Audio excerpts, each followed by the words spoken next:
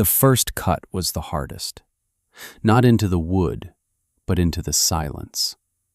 The steel of the axe head rang against the frozen pine, a sound too sharp for the deep, shadowed quiet of Whisper Creek Canyon.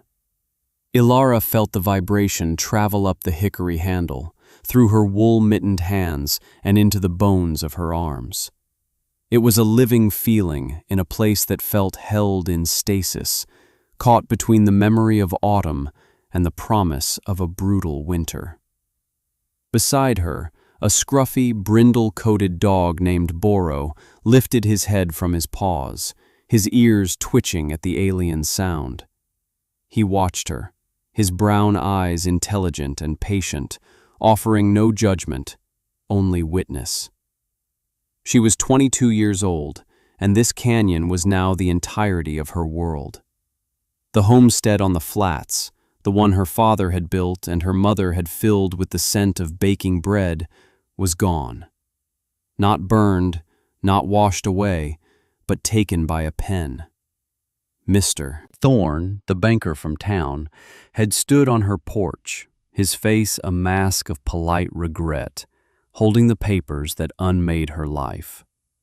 The finality of it had been as quiet and absolute as the closing of a heavy door. She had packed what she could carry, her father's tools, a few blankets, a sack of flour, and $17, and her father's journals. She left the rest, a ghost life for someone else to claim. She did not go east to the city or west to the coast. She went down into the earth's crease, into the one place no one wanted. Whisper Creek Canyon was a geological quirk, a deep and narrow slash running north to south.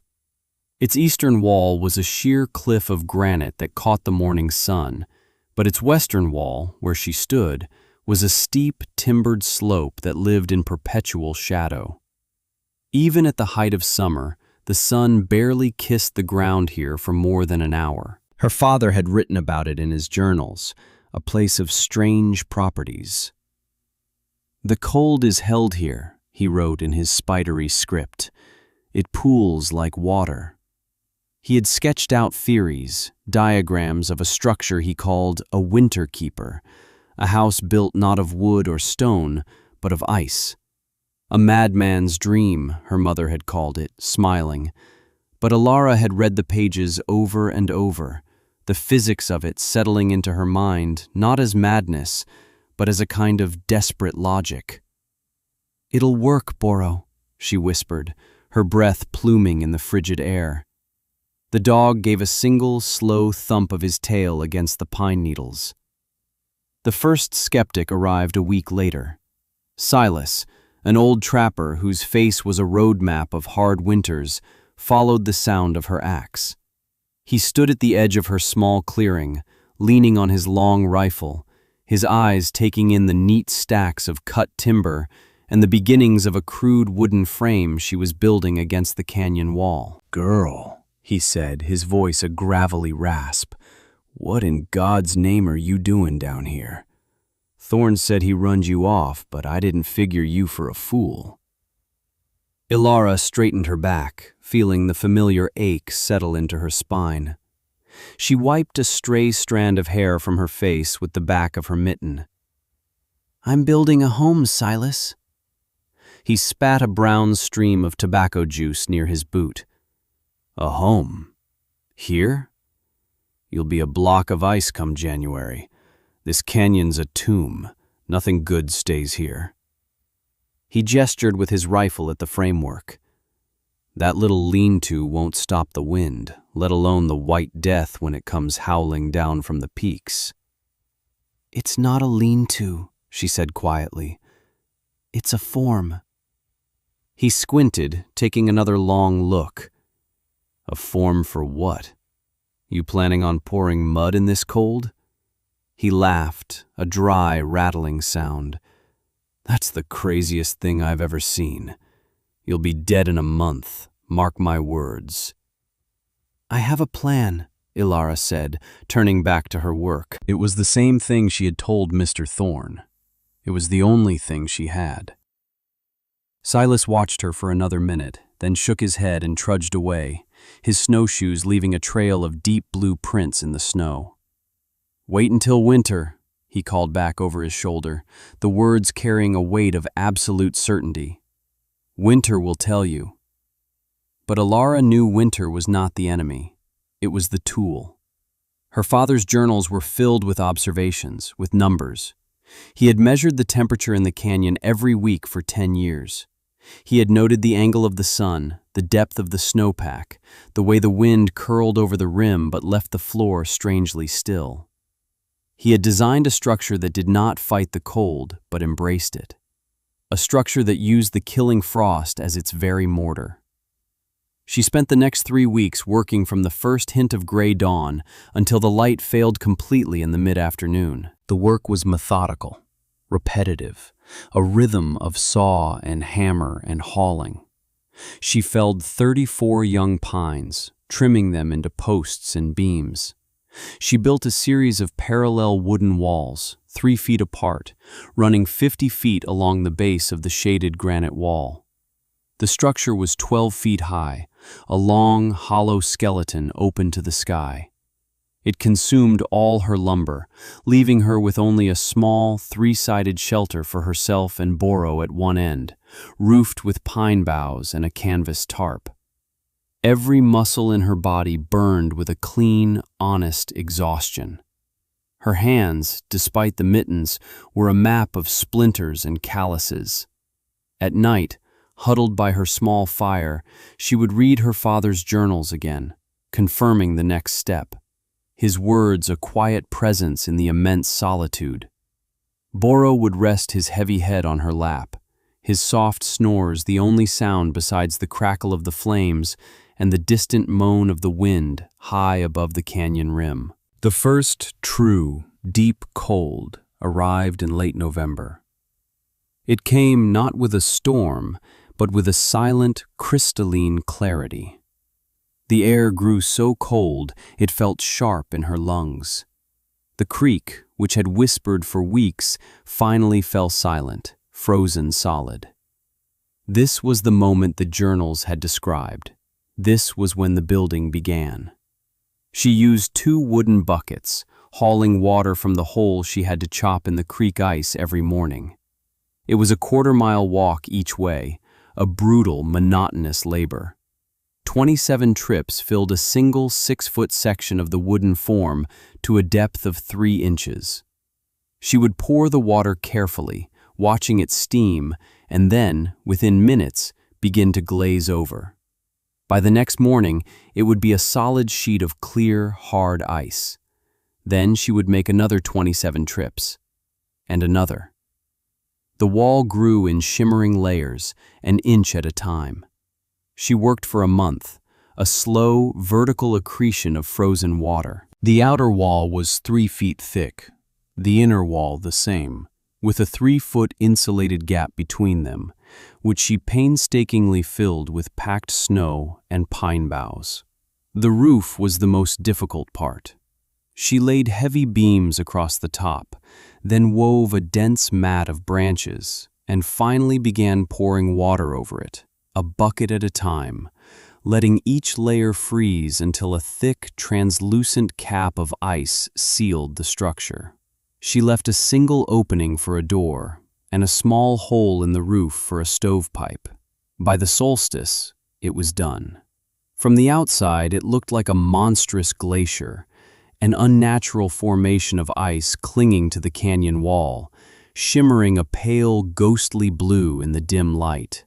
It was 50 feet long, 12 feet high, and 9 feet deep. It was utterly silent. Inside, the difference was breathtaking. The air was still and, while cold, it was free of the biting wind. The ice walls seemed to glow with a soft, captured light, filtering the gray daylight into an ethereal luminescence. With a small fire going in the cast-iron stove she'd salvaged, the interior became almost comfortable. The ice did not melt. The intense cold of the surrounding walls and the thick, insulated roof kept the heat contained in the small living space at the end. The ice was so thick that the inner walls barely even filmed with condensation. Her father had been right. The cold outside was the very thing that made the warmth inside possible. One afternoon, two figures appeared on the canyon rim, looking down. It was Mr. Thorne, the banker, and Martha, the storekeeper's wife, out for a ride. She could see the disbelief on their faces even from a distance. They eventually made their way down the treacherous trail. Mr. Thorne walked a slow circle around the ice structure, tapping it with the silver head of his walking stick. The sound was a dull, solid thud. "Good heavens," he muttered, not to her but to the air. "What is this madness?" Martha, her face etched with a mixture of pity and concern, pulled her shawl tighter. "Ilara, child, Silas said you were down here, but this is a tomb. You cannot possibly survive a real storm in a house of ice." "It's warmer inside than you'd think," Ilara said, standing in the doorway, Boro at her side. "Warmer?" Thorne scoffed, a small, cruel smile on his lips. "My dear girl, you've lost your senses along with your property. When the first blizzard hits, this folly will be your coffin. We'll be digging your body out in the spring." He looked at her, his eyes holding a kind of grim satisfaction. He had taken her home, and now he was witnessing what he believed was her inevitable, pathetic end. It confirmed his view of the world. "I'll be fine," she said. Martha pressed a small, cloth-wrapped bundle into her hands. It was bread and a piece of salted pork. "Please, Ilara, come back to town. You can work at the store. No one should be alone like this." Ilara looked at the kind woman's face and felt a pang of something she hadn't allowed herself to feel in months, a connection to the world she had left behind. But it was fleeting. She shook her head. "Thank you, Martha, but this is my home now." They left, shaking their heads, their voices carrying back to her on the still air. "Tragic," she heard Martha say. "Completely mad," Thorne replied. Ilara went back inside her ice house. She stoked the fire and the small space filled with a gentle warmth. She broke off a piece of the bread and shared it with Boro. The thick ice walls muffled the sound of the departing riders, leaving only the quiet hum of the stove and the steady rhythm of her own breathing. She was not mad. She was prepared. And as the days grew shorter and the cold deepened, she could feel a change in the air, a tension building in the sky. Silas had called it the White Death.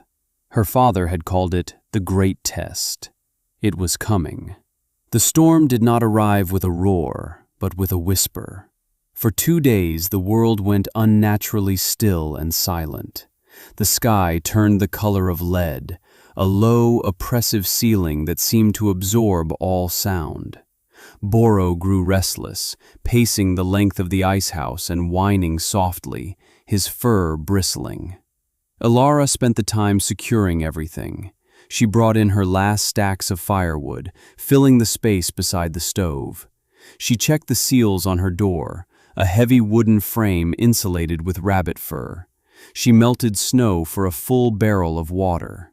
She sat and listened to the silence, a profound and heavy quiet that felt like the world holding its breath. Then, on the 3rd day, the first flakes began to fall. They were not the gentle, drifting flakes of a normal snowfall, but small, hard pellets, driven by a wind that had risen from nowhere. Within an hour, the air was a blinding, horizontal torrent of white. The wind began to moan, a low note that slowly climbed in pitch until it was a shrieking, deafening howl. It was a living thing, a predator throwing itself against the canyon walls. Inside the ice house, the sound was muted, transformed.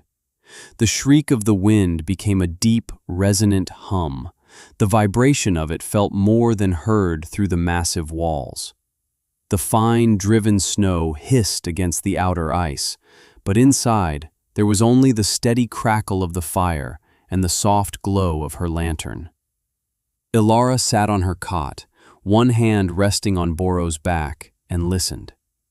She felt a strange sense of calm. This was it. The structure was holding. The theory was becoming fact. She lost all track of time. Day and night blurred into a perpetual storm-tossed twilight. She slept, ate, and tended the fire. Her world shrunk to the 50-foot length of her shelter. The wind was a constant, furious presence. Sometimes, a particularly violent gust would slam into the structure, and the ice would groan, a deep, ancient sound like a glacier moving. But it held. The sheer mass of it, anchored to the granite of the canyon itself, was immovable. It was on the third night of the blizzard, or what she guessed was the third night, that she heard a new sound. A frantic, desperate pounding on her door. Boro scrambled to his feet, a low growl rumbling in his chest. Ilara grabbed a heavy piece of firewood, her heart hammering. No one could be out in this. It wasn't possible. She pulled back the heavy bar and cracked the door open. A figure, caked in snow and ice, fell inside, collapsing onto the floor in a heap. It was Silas. His face was a mask of frostbite, his lips blue, his eyes wild with a mixture of terror and disbelief. He was barely conscious. Saw the smoke, he gasped, his voice a hoarse croak. From the stovepipe. A ghost.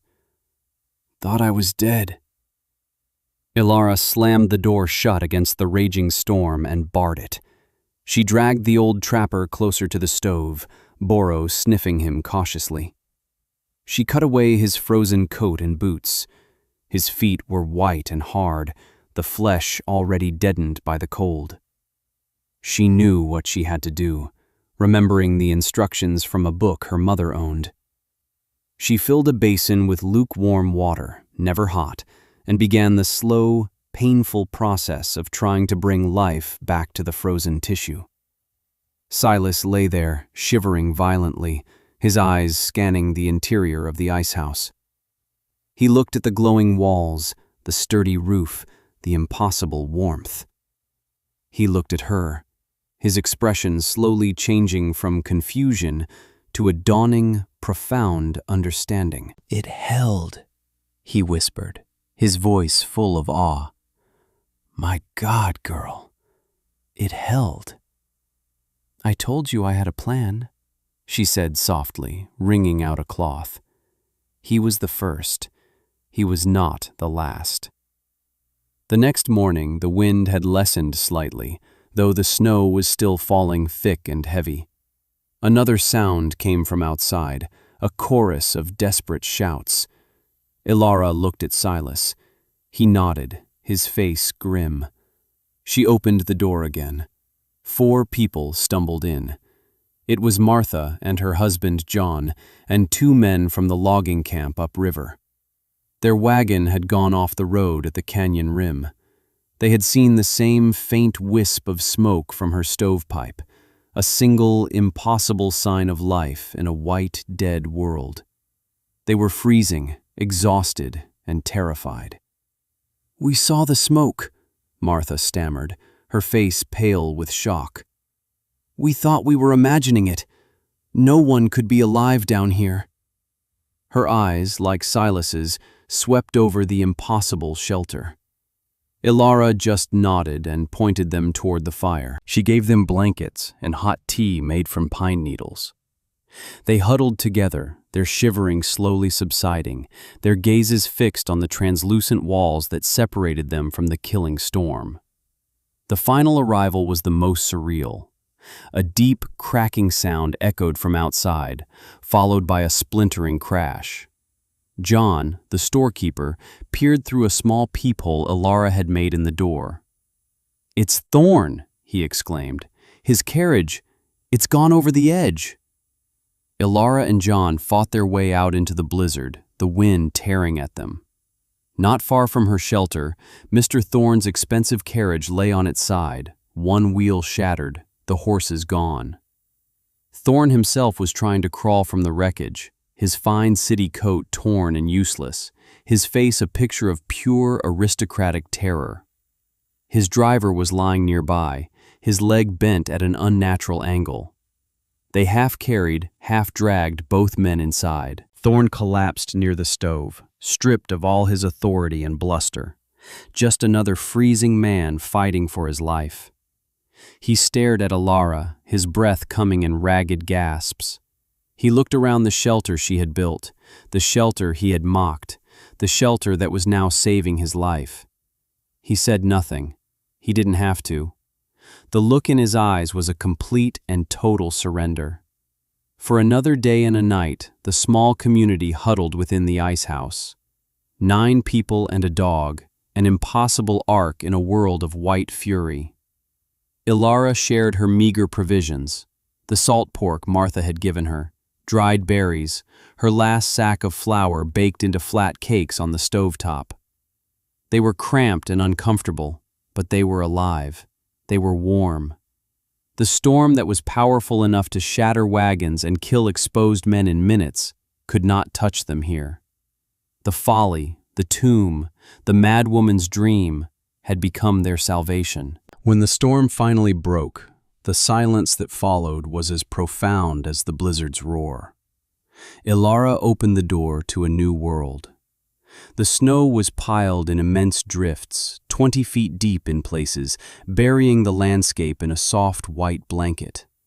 The sky was a brilliant, painful blue. The air was so cold and clean it felt like the first day of creation. One by one, the survivors emerged from the ice house, blinking in the bright sun. They looked out at the transformed valley, then back at the strange, glowing structure that had sheltered them.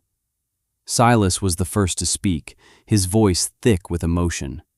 He stood on his bandaged feet, leaning against the ice wall. "I've trapped these mountains for 50 years, he said, his voice carrying in the still air. "I've seen a dozen storms like this one. They call it the White Death for a reason. I've seen it take down cabins, freeze cattle solid in the fields. I never thought anything could stand against it." He looked at Ilara, his old, cynical eyes now clear with respect. "I was a fool. You weren't building a tomb, girl. You were building a fortress." Mr. Thorne, his face pale and humbled, walked over to her. He stood before her, no longer the powerful banker, but simply a man who owed her his life. "Miss Ilara," he said, his voice quiet. "There are no words. What you have done here, it is remarkable." He cleared his throat. "When we get back to town, we will speak about your homestead. An error has been made." Ilara simply nodded. "It doesn't matter now. This is my home." It took them 2 days to dig a path up out of the canyon. The story they brought back to town was the stuff of legend. The madwoman of Whisper Creek Canyon had not only survived the worst blizzard in memory, she had saved 8 other people. They called her ice house the Sanctuary. In the weeks that followed, people came. They came in small, curious groups, making the trek down into the canyon to see the impossible structure for themselves. They touched the walls, their breath misting in the cold air, and marveled at the quiet strength of it. Ilara, uncomfortable with the attention, would show them her father's journals, the pages filled with his elegant script and precise drawings. She didn't explain much. She let the work and his words speak for themselves. The men from the logging camp came back with saws and helped her build a proper wood-framed room inside the ice structure, making it a more permanent dwelling. Martha kept her supplied with food and goods from the store.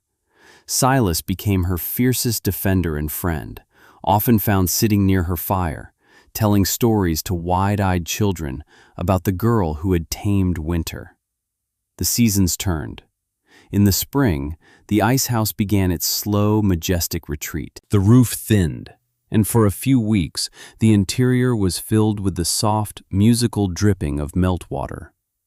By midsummer, all that remained was the wooden frame, the ground beneath it damp and cool.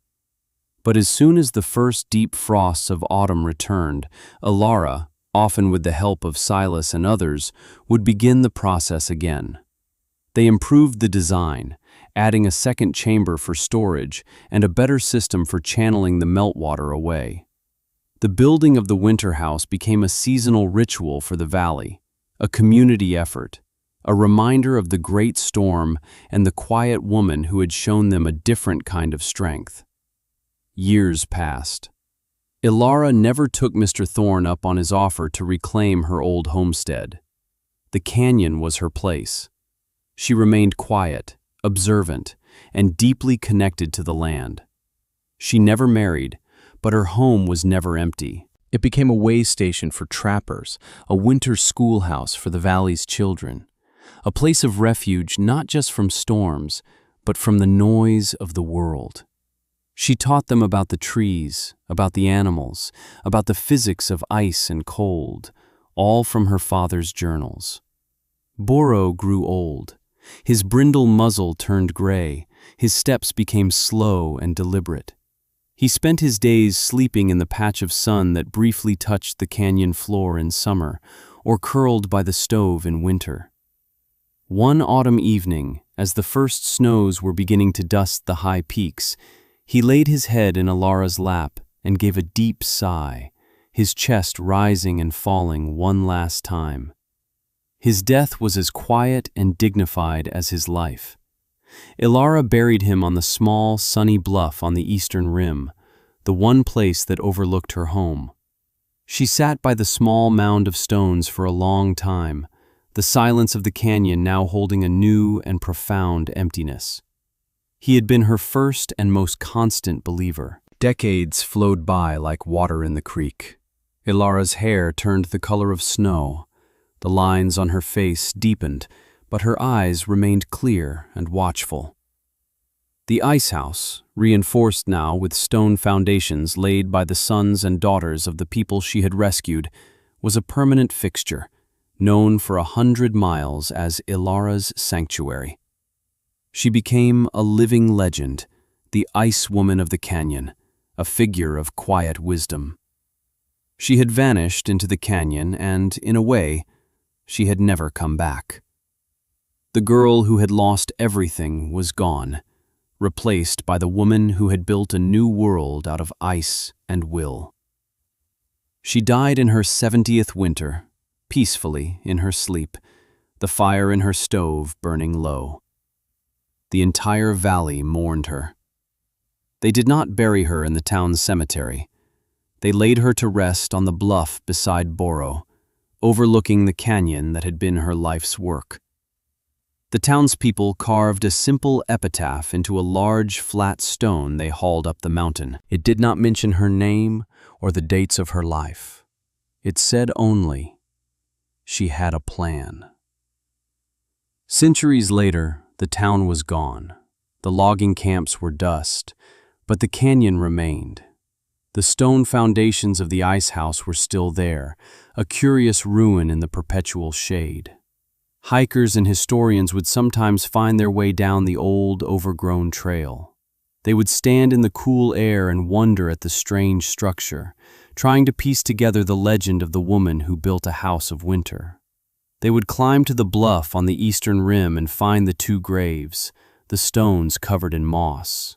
They would trace the letters of the epitaph with their fingers, and for a moment, in the deep, profound silence of the canyon, they would feel the echo of a quiet, stubborn will. A will that had looked into the face of a killing cold and decided not to fight it, but to make it a home.